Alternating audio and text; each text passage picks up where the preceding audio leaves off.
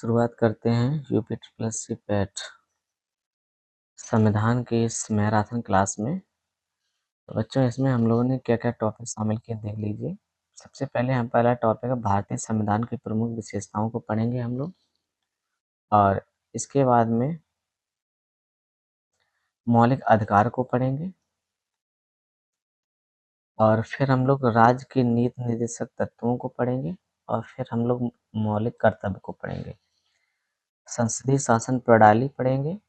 और इसमें हम राष्ट्रपति, उपराष्ट्रपति, प्रधानमंत्री, मंत्रिपरिषद, लोकसभा, राज्यसभा, केंद्र राज्य संबंध, सर्वोच्च न्यायालय, उच्च न्यायालय और पंचायती राज व्यवस्था, इतनी चीज़ें हम लोग इसमें पढ़ेंगे। और ये हमारा 5 नंबर का स्पैट का सिलेबस है। और इसी क्लास से आपको 5 नंबर का पूरा पूरा आपको मिल जाएगा। तो बड़े ध्यान से इसको पढ़ना है आपको। तो आइए शुरुआत करते हैं इस शानदार क्लास की। चलिए देखिए बच्चों, तो संविधान की विशेषताएं।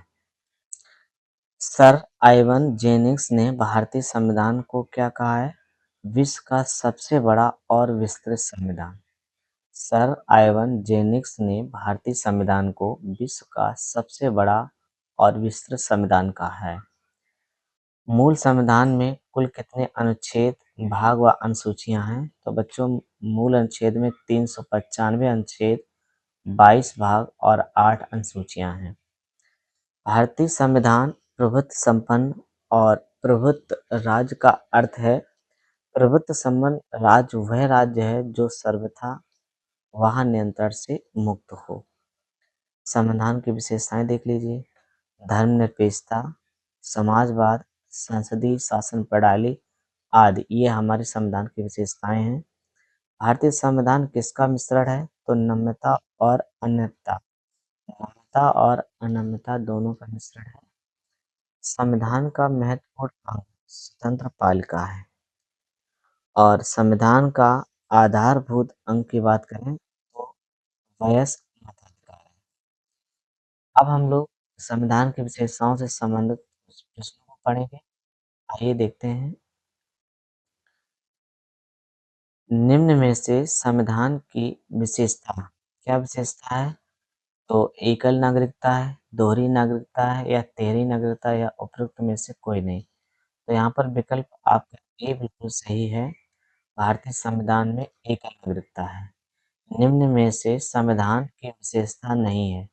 क्या विशेषता नहीं है? स्वतंत्र न्यायपालिका है ये तो व्यवस्था, एकल नागरिकता भी है, न्यायिक पुनर्विलोकन भी है, और प्रतिबद्ध न्यायपालिका ये नहीं है। यानी कि यहाँ पर विकल्प जो सी है वो आपका आंसर सही होगा। निम्न में से संविधान की विशेषता है, क्या विशेषता है? वयस्क मताधिकार, ये तो विशेषता है। और संविधान की अनुसूचियां, संविधान के भाग, उपरोक्त में से कोई नहीं। तो निम्न में से क्या संविधान की विशेषता है? तो वयस्क मताधिकार ये विशेषता में शामिल है। संविधान की आधारभूत विशेषता नहीं है। क्या? संविधान की सर्वोच्चता, न्यायपालिका की सर्वोच्चता, मूल अधिकार और उच्च न्यायालय की स्थापना। तो यहाँ पर आधारभूत व्यवस्था जो है आपका डी विकल्प है, ये आपका सही है, उच्च न्यायालय की स्थापना। अगला प्रश्न है, वयस्क मताधिकार का अर्थ है ऐसा व्यक्ति जो 21 वर्ष की आयु पूर्ण कर चुका हो, ये गलत है। ऐसा व्यक्ति जो 18 वर्ष की आयु पूर्ण कर चुका हो, तो ये आपका बी विकल्प बिल्कुल सही है। चलिए आगे प्रश्नों को देखते हैं। अब हम लोग आगे मूल अधिकार से संबंधित प्रश्नों को करेंगे। तो मूल अधिकार को सर्वप्रथम किस देश में मान्यता दी गई थी? तो ये संयुक्त राज्य अमेरिका में दी गई थी। डॉक्टर भीमराव अम्बेडकर ने संविधान के किस भाग को सबसे अधिक आलोकित भाग कहा है? तो ये भाग 3। भाग 3 जो है ये किससे संबंधित है? मौलिक अधिकार से संबंधित है। तो ये भाग 3 को उन्होंने सबसे अधिक आलोकित भाग कहा है। भारत के संविधान में मूल अधिकार क्या है? मूल संविधान का हिस्सा। मूल अधिकार क्या है? मूल संविधान का हिस्सा है। मौलिक अधिकारों का निलंबन कौन कर सकता है? तो राष्ट्रपति कर सकता है। आगे प्रश्न है, मौलिक अधिकारों का निलंबन कौन करता है? ये राष्ट्रपति करता है। और मौलिक अधिकार के बारे में सुनवाई करने का अधिकार किसको है? तो ये सर्वोच्च न्यायालय को है। भारतीय संविधान का अस्पृश्यता उन्मूलन किस अनुच्छेद में है? अनुच्छेद 17 में है। मौलिक अधिकारों का उद्देश्य क्या है? व्यक्तिगत स्वतंत्रता को सुनिश्चित करना। स्वतंत्रता का अधिकार किस अनुच्छेद में वर्णित है? अनुच्छेद 19 से 22 तक है। सूचना का अधिकार किस अनुच्छेद में जोड़ा गया है? तो अनुच्छेद 19 ए में जोड़ा गया है। शिक्षा का अधिकार किस अनुच्छेद में जोड़ा गया है? तो 21 ए में जोड़ा गया है। आगे अनुच्छेद 24 में मौलिक अधिकारों में क्या वर्णित है? तो बच्चों को शोषण के विरुद्ध अधिकार। बच्चों को शोषण के विरुद्ध अधिकार। संपत्ति का अधिकार कैसा अधिकार है? तो संपत्ति का अधिकार ये कानूनी अधिकार है। पहले ये हमारा 7वां मौलिक अधिकार था। ये मौलिक अधिकार को समाप्त कर दिया गया है और इसे कानूनी अधिकार बना दिया गया और इसको 300 ए में जोड़ा गया। धार्मिक स्वतंत्रता का अधिकार किस अनुच्छेद में है? तो ये अनुच्छेद 25 में है। मौलिक अधिकारों में संशोधन का अधिकार किसको है? संसद को है। किस वाद में संसद को मौलिक अधिकारों में संशोधन करने का अधिकार दिया गया था? केशवानंद भारती वाद में। इस वाद में संसद को मौलिक अधिकारों में संशोधन का अधिकार दिया गया? केशवानंद भारती वाद में। कौन सा मूल अधिकार विदेशी नागरिकों को प्राप्त नहीं है? अभिव्यक्ति की स्वतंत्रता का अधिकार ये विदेशी नागरिकों को प्राप्त नहीं है। 6 से 14 वर्ष की आयु तक शिक्षा का अधिकार कैसा अधिकार है? मूल अधिकार है। और भीमराव अंबेडकर ने किसे संविधान का हृदय एवं आत्मा की संज्ञा दी है?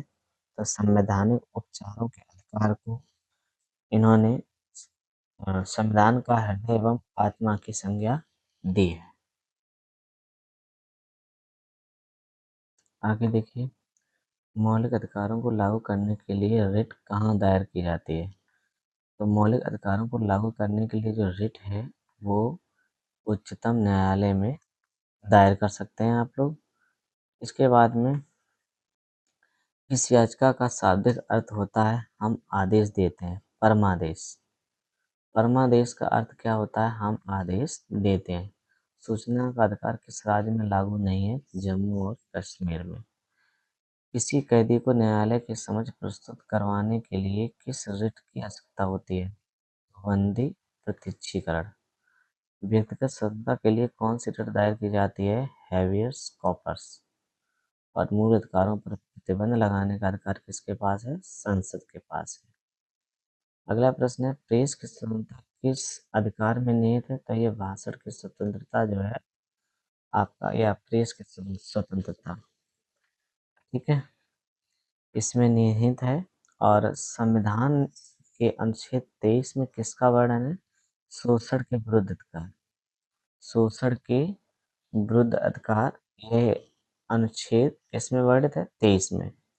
संपत्ति के मौलिक अधिकार को किस संशोधन द्वारा समाप्त किया गया? 44वें संपत्ति संशोधन के द्वारा इसको समाप्त किया गया है।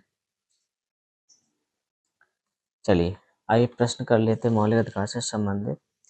किसी भी मौलिक अधिकार क्या है? किसी भी निलंबित अ, कभी भी निलंबित नहीं किया जा सकता, ये गलत है। प्रधानमंत्री के निर्देशों से निलंबित हो सकते हैं, ये भी बात गलत है। राष्ट्रपति की इच्छा पर निलंबित हो सकते हैं, ये भी बात गलत है। आपातकालीन स्थिति में निलंबित किया, ये बात सही है। प्रश्न नंबर दूसरा है, भारतीय संविधान में किस अनुच्छेद के अंतर्गत नागरिकों को मौलिक अधिकार प्रदान किए गए हैं? तो यहाँ पर विकल्प आपका बी सही है। अनुच्छेद 12 से 35 तक हमें मौलिक अधिकार प्राप्त है। भारतीय संविधान का कौन सा अनुच्छेद संवैधानिक प्रावधानों को संघीय संसद या राज्य विधान पालिकाओं द्वारा बनाए गए निम्न कानूनों पर प्राथमिकता प्रदान करता है? तो यहाँ पर आपका विकल्प आपका ए सही है, अनुच्छेद 13। चलिए आगे चलते हैं। अगला प्रश्न है, भारतीय संविधान में समता का अधिकार 5 अनुच्छेदों द्वारा प्रदान किया गया है। ये कौन से 5 अनुच्छेद हैं? तो ये 14 से 18 तक प्रदान किए गए हैं, तो यहाँ पर विकल्प आपका सी सही है। भारतीय संविधान के निम्नलिखित अनुच्छेदों में से कौन सा विधायन सत्ता पर पूर्ण नियंत्रण लगाता है? तो आपका विकल्प नंबर ए सही है, अनुच्छेद 14। भारतीय संविधान के निम्नलिखित अनुच्छेदों में से कौन सा एक लोक नियोजन के विषय में भारत के सभी नागरिकों को अवसर की समानता या प्रत्याभूत प्रदान करता है? तो ये आपका अनुच्छेद 16 1 और 16 2 है। अगला प्रश्न है, भारतीय संविधान के किस अनुच्छेद द्वारा अस्पृश्यता का उन्मूलन किया जाता है? तो अनुच्छेद ये 17 है, विकल्प सी। भारतीय संविधान का कौन सा अनुच्छेद अस्पृश्यता का उन्मूलन करता है और किसी भी रूप में उसके आचरण का निषेध करता है? तो ये आपका अनुच्छेद 17 है। अनुसूचित जनजाति को किस अनुच्छेद के अंतर्गत मौलिक सामाजिक आर्थिक राजनीतिक तथा सांस्कृतिक अधिकार प्राप्त है? तो यहाँ पर आपका डी सही है। यहाँ पर अनुच्छेद 17। चलिए आगे चलते हैं। निम्नलिखित मूल अधिकारों के किस संवर्ग में अस्पृश्यता के रूप में किए गए विभेदन के विरुद्ध संरक्षण समाविष्ट है? समता का अधिकार। यहाँ पर विकल्प डी सही है। भारतीय संविधान में स्वतंत्रता का अधिकार 4 अनुच्छेदों द्वारा प्रदान किया जाता है। तो स्वतंत्रता का अधिकार अनुच्छेद 19 से 22 तक है। उच्चतम न्यायालय की व्यवस्था के अनुसार निजी भवनों के ऊपर राष्ट्रीय झंडे को फहराना के तहत हर नागरिक का मौलिक अधिकार है। तो ये विकल्प आपका बी सही है। संविधान का अनुच्छेद 19 एक एक कहता है, ठीक है, इसलिए हर घर तिरंगा फहराया जाता है। तो प्रश्न नंबर 13, भारतीय गणराज्य के संविधान का कौन सा अनुच्छेद व्यक्ति की प्राण एवं दैहिक स्वतंत्रता के संरक्षण में संबंधित है? तो यह अनुच्छेद 21 है। निम्नलिखित में से संविधान के अनुच्छेद 21 के दायरे में नहीं आता है। क्या नहीं आता है? एक चिकित्सक द्वारा घायल व्यक्ति को चिकित्सीय सहायता ये आती है। कार्यस्थल पर महिलाओं का लैंगिक उत्पीड़न ये भी सही है। पानी की गुणवत्ता दूषित करना ये भी है। और यहाँ पर दायरे में नहीं आता है वो है मृत्युदंड। क्या है? मृत्युदंड। डी सही है।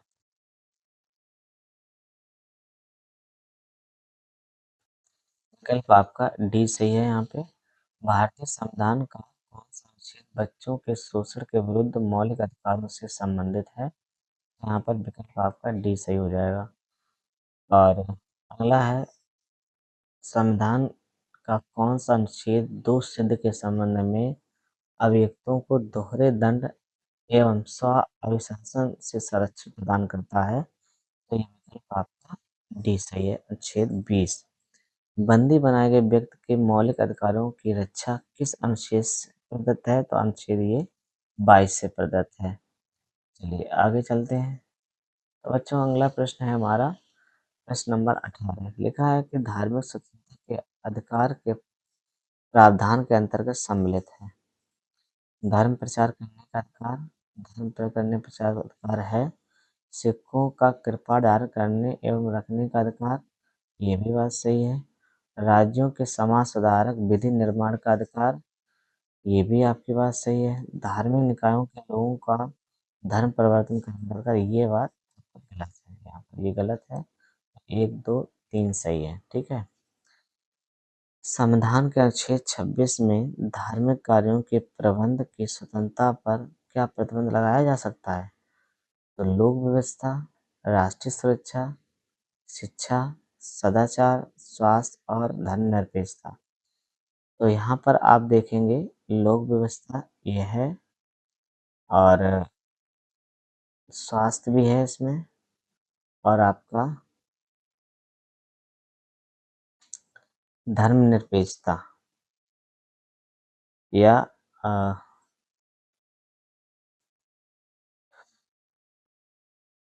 ठीक है। तो अगर हम 5 इसे मान लें तो छठवां ये हो जाएगा, ठीक है।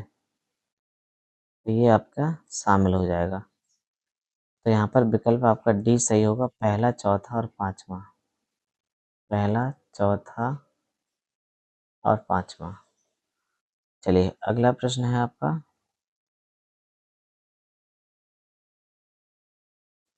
भारतीय संविधान के निम्नलिखित में से किस अनुच्छेद में व्यवस्था की गई है कि सभी अल्पसंख्यकों को अपनी रुचि के शिक्षण संस्थानों की स्थापना व प्रशासन का अधिकार होगा? तो विकल्प आपका सी सही है, अनुच्छेद 30। भारतीय संविधान मान्यता देता है, किसकी मान्यता देता है? धार्मिक और भाषाई अल्पसंख्यकों को। सी विकल्प सही है। भारतीय संविधान के अंतर्गत निम्नलिखित में से किसे मूल अधिकारों का संरक्षक समझा जाता है? तो ये न्यायपालिका है। निम्नलिखित में से किस एक प्रलेख को किसी व्यक्ति की स्वतंत्रता का महानतम रक्षक माना जाता है? तो आपका बी विकल्प सही है, बंदी प्रत्यक्षीकरण। वर्तमान समय में भारतीय संविधान के अंतर्गत संपत्ति का अधिकार है एक, क्या है? वैधानिक अधिकार। और भारतीय संविधान निम्न में से कौन सा अधिकार प्रदान नहीं करता है? आपका विकल्प ए सही है, समान आवास का अधिकार। समान आवास का अधिकार। ठीक है।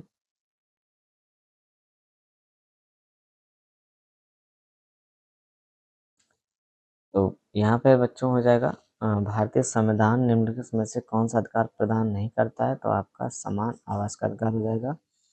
अब हम लोग राज्य के नीति निश्चय तत्वों को पढ़ेंगे। तो भारतीय संविधान में राज्य के नीति निश्चय सिद्धांतों को शामिल करने का मुख्य उद्देश्य क्या है?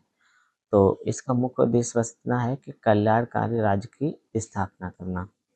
राज्य के नीति निर्देशक तत्वों एक ऐसा चेक है जो बैंक की सुविधा के अनुसार अदा की जाएगी। ये कथन किसका है? तो यह केटी शाह का। भारतीय संविधान का कौन सा अंग समाजवादी व्यवस्था करने की प्रेरणा देता है? तो है नीति निर्देशक तत्व। संविधान में कल्याणकारी राज्य का आदेश कौन देता है? नीति निर्देशक तत्व देते हैं। नीति निर्देशक तत्वों का क्रियान्वयन किस पर निर्भर करता है? सरकार के पास उपलब्ध संसाधनों पर। अगला प्रश्न है, मौलिक अधिकार व राज्य के नीति निर्देशक तत्वों में क्या समानता है? तो ये एक दूसरे के पूरक हैं। क्या नीति निर्देशक तत्वों को कार्यान्वित करने के लिए मूल अधिकारों को हनन हो सकता है? कुछ हो सकता है, ये बात सही है। समान कार्य के लिए समान वेतन और भारत के संविधान में कहाँ सुनिश्चित किया गया है? ये आपके राज्य के नीति निर्देशक तत्वों में शामिल किया गया है। भारत के संविधान में अंतर्राष्ट्रीय सुरक्षा को प्रोत्साहन देना कहाँ सन्निहित है? यह राज्य के नीति निर्देशक तत्वों में सन्निहित है। संविधान का कौन सा अंश भारत के नागरिकों को आर्थिक न्याय प्रदान करने का संकेत करता है? तो ये आपका नीति निर्देशक तत्व है। राज्य के नीति निर्देशक सिद्धांतों में से किस अनुच्छेद का संबंध अंतर्राष्ट्रीय शांति और सुरक्षा के संवर्षण से है? तो ये अनुच्छेद 51 सही है यहाँ पे। राज्य के नीति निर्देशक सिद्धांतों के अनुसार किस आयु तक के बच्चों को निःशुल्क एवं अनिवार्य शिक्षा का प्रावधान किया गया है? तो अंश आपके 14 वर्ष तक के बच्चे, यानी 6 से लेकर 14 वर्ष तक के बच्चों के लिए। भारत के किस राज्य में समान नागरिक संहिता लागू है? तो ये आपका गोवा। नीति निर्देशक तत्वों का महत्व किसके लिए है? राज्य के लिए है। समान न्याय और निःशुल्क विधि सहायता का प्रावधान किस अनुच्छेद में है? 39A। और राज्य के नीति निर्देशक तत्वों में से कौन सा अधिकार शामिल नहीं है? तो ये आपका सूचना का अधिकार हो जाएगा।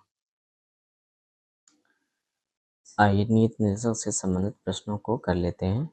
भारत के संविधान के अनुसार निम्नलिखित में से कौन सा देश के शासन के लिए आधारभूत है? तो आपका विकल्प सी सही है। यहाँ पर राज्य का नीति निर्देशक तत्व। राज्य के नीति निर्देशक तत्व सहज अध्ययन के लिए निम्न में से कौन से भागों में विभाजित किए जा सकते हैं? तो यहाँ पर समाजवादी, उदार बौद्धिकवादी, गांधीवादी। तो यहाँ पर आपके सभी सही हैं, तो विकल्प आपका डी सही हो जाएगा। समान कार्य के लिए समान वेतन भारत के संविधान में सुनिश्चित किया गया है। तो ये नीति निर्देशक तत्वों में किया गया है। और निम्न में से कौन सा राज्य के निर्देशक तत्वों में से निहित है? क्या यहाँ पर देखिए डी विकल्प सही है। पुरुषों और स्त्रियों दोनों का समान कार्य के लिए समान वेतन हो। संविधान के अंतर्गत काम का अधिकार कहाँ पाया जा सकता है? तो ये आपके नीति निर्देशक तत्व में पाया जा सकता है। और भारत में निम्न में से किसके अंतर्गत पंचायती राज प्रणाली की व्यवस्था की गई है? तो आपका विकल्प सी सही है, राज्य के नीति निर्देशक सिद्धांत। इनमें से कौन राज्य के नीति निर्देशक सिद्धांतों में सम्मिलित नहीं है? तो ये सूचना का अधिकार जो है सम्मिलित इसमें नहीं है।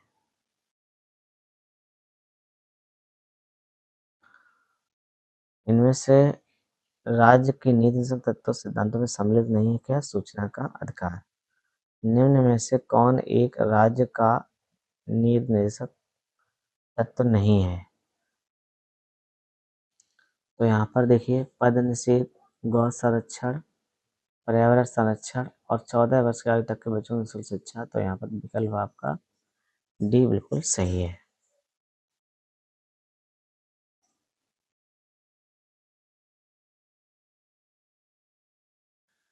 अगला प्रश्न है, निम्नलिखित में से कौन सा राज्य का नीति निर्देशक तत्व नहीं है? तो मादक पेय उपभोग का निषेध करना, गायों और बछड़ों के वध का निषेध करना, पर्यावरण संरक्षण का वर्धन करना और 14 वर्ष तक की आयु के बच्चों को निःशुल्क शिक्षा। तो यहाँ पर कौन सा राज्य का निषेध तत्व नहीं है, ये पूछ रहा है। चलिए अगले प्रश्न को पढ़ते हैं। प्रश्न नंबर 10, भारतीय संविधान के भाग 4 में दिए गए नीति निर्देशक तत्वों में से कौन सा या से सूचीबद्ध है? तो यहाँ 4 विकल्प दिए हैं, 4 ऑप्शन दिए हैं। समान कार्य के लिए समान वेतन, ये तो है, सही है। समान नागरिक संहिता, ये भी सही है। छोटे परिवार का मानदंड और प्रथम स्तर मातृभाषा में शिक्षा। तो यहाँ पर आपके 2 विकल्प सही हैं, ये फर्स्ट और सेकंड। ठीक है, चलिए कुछ प्रश्न कर लेते हैं। संविधान के भाग 4A में इसे जोड़ा गया है मूल कर्तव्य को, और मूल कर्तव्य अनुच्छेद 51A में जोड़े गए हैं। मूल कर्तव्य संविधान का हिस्सा पहले नहीं थे। मूल कर्तव्यों को 42वें संविधान संशोधन अधिनियम 1976 द्वारा जोड़े गए और सरदार शरण सिंह समिति की सिफारिश पर ये जोड़े गए थे। प्रारंभ में मौलिक कर्तव्यों की संख्या 10 थी और वर्तमान में ये बढ़कर 11 हो गई है। मौलिक कर्तव्य में मात्र एक बार संशोधन किया गया, वह है 86वां संविधान संशोधन 2002। इसके द्वारा 11वां कर्तव्य जोड़ा गया था, 6 से 14 वर्ष के लिए बच्चों के लिए अनिवार्य शिक्षा। आइए इससे संबंधित प्रश्नों को कर लेते हैं। निम्न में से किस एक कमेटी आयोग ने संविधान में मूल कर्तव्यों की को सम्मिलित करने हेतु संशोधित की थी? यहाँ पर आपका विकल्प ए सही है, स्वर्ण सिंह कमेटी। मूल कर्तव्यों का उल्लेख संविधान में कब किया गया था? ये 42वें संविधान संशोधन जब हुआ था 1976 में, तब किया गया। भारत में मौलिक कर्तव्यों को कब सम्मिलित किया गया? ये 1976 में सम्मिलित किया गया था। भारत के संविधान किस भाग में मौलिक कर्तव्य उल्लिखित है? तो यहाँ पर सी विकल्प सही है, भाग 4A। मौलिक कर्तव्यों से संबंधित निम्नलिखित में से कौन सा कथन सही नहीं है? यहाँ पर विकल्प ए सही है, उन्हें परमादेश द्वारा प्रभावी बनाया जा सकता है। एक नागरिक के मूल कर्तव्यों में निम्न में से कौन सा कर्तव्य सम्मिलित नहीं है? यहाँ विकल्प सी सही है, अस्पृश्यता मिटाने का प्रयास करें। अगला प्रश्न है,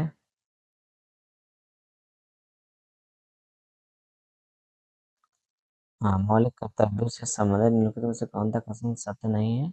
तो पहली विकल्प है, उन्हें परमादेश द्वारा प्रभावी बनाया जा सकता है।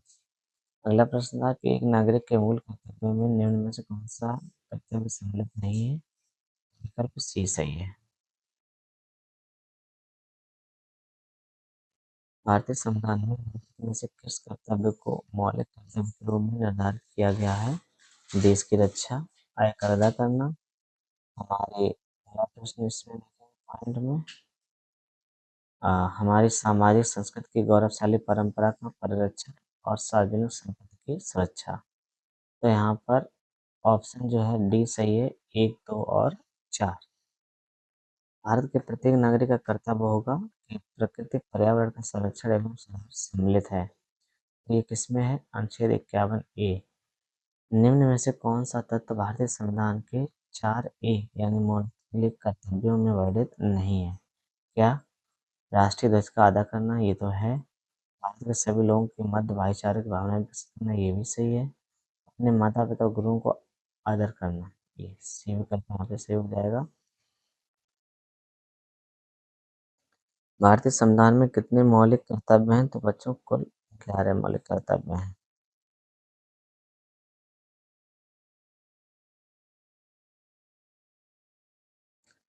चलिए आगे देखते हैं। अब हम लोग संसद से संबंधित प्रश्नों को पढ़ेंगे। भारतीय संघीय व्यवस्थापिका को किस नाम से जाना जाता है? तो इसको हम लोग संसद कहते हैं। और संसद का निर्माण कैसे होता है? तो संसद का निर्माण आपका लोकसभा, राज्यसभा और राष्ट्रपति से होता है। संसद में कितने सदन हैं? तो 2 सदन हैं आपके, लोकसभा और राज्यसभा, यानी कि उच्च सदन और निम्न सदन। सदन के संसद के किस सदन को प्रतिनिधि सभा कहा जाता है? तो ये लोकसभा।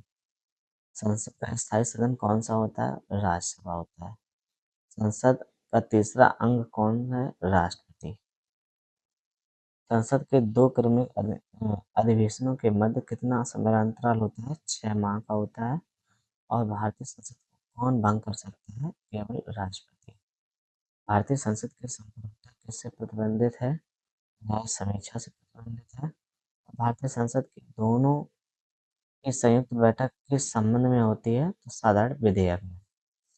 साधारण विधेयक में संबंधित गतिरोध को दूर करने के लिए संसद के दोनों सदनों की संयुक्त बैठक कौन बुलाता है? ये राष्ट्रपति बुलाते हैं। स्वतंत्र भारत में अब तक के कितनी बार संयुक्त अधिवेशन हो चुके हैं? तो 4 बार हो चुके हैं। क्या राष्ट्रपति या उपराष्ट्रपति कभी संयुक्त अधिवेशनों की अध्यक्षता करते हैं? ऐसा कभी नहीं होता है। और एक वर्ष में कम से कम कितनी बार संसद की बैठक होना आवश्यक है? 2 बार। संसद के दोनों सदनों की संयुक्त अधिवेशनों की अध्यक्षता कौन करता है? लोकसभा अध्यक्ष। और संसद के दोनों सदनों का सत्रावसान कौन करता है? राष्ट्रपति। संसदीय प्रणाली को कौन सी प्रथा भारत की देन है? वो शून्यकाल। और संसद की कार्यवाही में प्रथम विषय कौन होता है? प्रश्नकाल। संसद की कार्यवाही में प्रथम विषय कौन होता है? प्रश्नकाल होता है। और किस विधेयक में संसद में दोनों सदनों द्वारा अलग-अलग विशेष बहुमत से पारित करना आवश्यक है? तो संविधान संशोधन विधेयक। सांसदों के वेतन का निर्माण कौन करता है? तो संसद करती है। संसदीय प्रणाली वाली सरकार को अन्य किस नाम से जाना जाता है? संघीय सरकार। संविधान लागू होने के बाद सर्वप्रथम त्रिसंघ संसद का गठन कब हुआ? 1989 में। और संविधान लागू होने के बाद प्रथम त्रिसंघ बैठक का गठन कब हुआ? 1989 में। अस्थायी संसद भारत में कब तक रही थी? तो 17 अप्रैल 1952 तक रही है। और संसद भवन यानी पार्लियामेंट हाउस का उद्घाटन कब हुआ था? 1927 में। संसद भवन यानी पार्लियामेंट हाउस का उद्घाटन किसने किया था? लॉर्ड इरविन ने किया था। भारतीय संसद की संसद निधि, भारत की संचित निधि से धन निगम किसका नियंत्रण होता है? संसद का।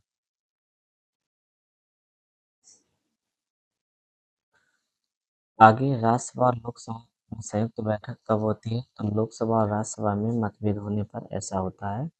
और संसद निम्न सदन में कौन होता है? तो लोकसभा। और सदन में कौन होता है? राज्यसभा। किसे कहते हैं? राज्यसभा को। संसद के किस सदस्य को गैर सरकारी सदस्य कहा जाता है? मंत्री के अतिरिक्त अन्य सभी सदस्यों को। आइए इससे संबंधित प्रश्नों को कर लेते हैं। भारतीय संसद में शामिल है केवल लोकसभा, गलत है। केवल राज्यसभा, गलत है। लोकसभा राज्यसभा दोनों, या लोकसभा, राज्यसभा एवं राष्ट्रपति। डी विकल्प सही है। एक वर्ष में कम से कम कितनी बार संसद बैठक होना आवश्यक है? तो कम से कम 2 बार। निम्नलिखित में से किनको लोकसभा और राज्यसभा दोनों के निर्वाचन में मतदान का अधिकार है? किसे? राज्य विधानमंडल के निम्न सदन के निर्वाचित सदस्यों को। और अगला प्रश्न है,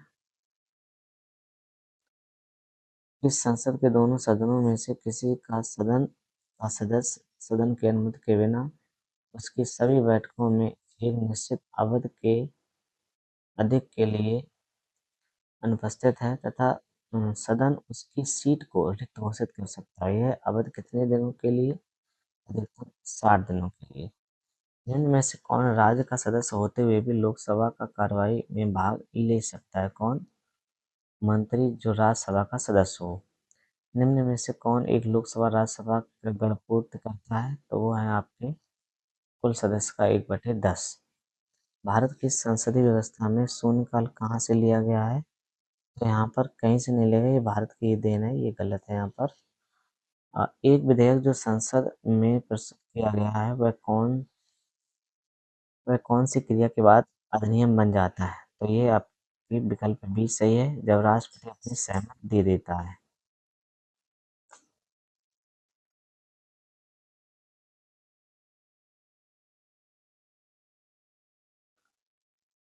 निम्न विधेयकों में से किस एक का भारतीय संसद के दोनों सदनों द्वारा अलग-अलग विशेष बहुमत से पारित होना आवश्यक है? तो विकल्प डी सही है यहाँ पर, संविधान संशोधन विधेयक।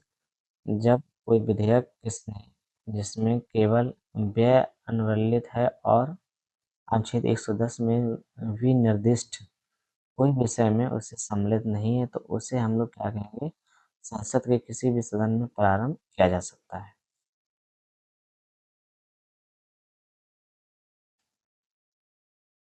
और अगला प्रश्न आपका यहाँ पे था, संविधान के किस विषय सूचियों के लिए संविधान के विषय सूचियों में दिए गए विषयों के अतिरिक्त विषयों पर कौन कानून बना सकता है? तो उसपे संसद कानून बना सकती है। ठीक है, चलिए।